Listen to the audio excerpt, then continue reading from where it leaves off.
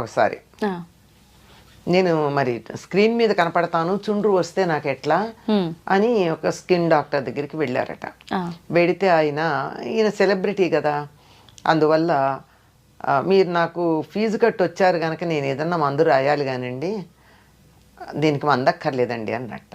ఆ. అదేమిటండి అంటే, ఇంటికి వెళ్ళి మీరు తలకి నువ్వుల నూనె రాచుకుని కాసేపు ఎండలో కూర్చుని ఆ తర్వాత మీరు ఆ నువ్వుల నూనె వదిలించేసుకోండి. ఇలా మీరు చేసినట్టయితే 4-5 సార్లు చేశాక మీకు రమ్మన్నా ఎన్నిసార్లు చెప్పాడు ఆయన, చుండ్రు రాదు అని చెప్పాడు. ఆయన రాశారు, ఆయన గొల్లపూడి మారుతీరావు గారు. ఆయన ఒక ఇది కాలం రాస్తూ ఉంటారే, దాంట్లో రాసినటువంటి మాట.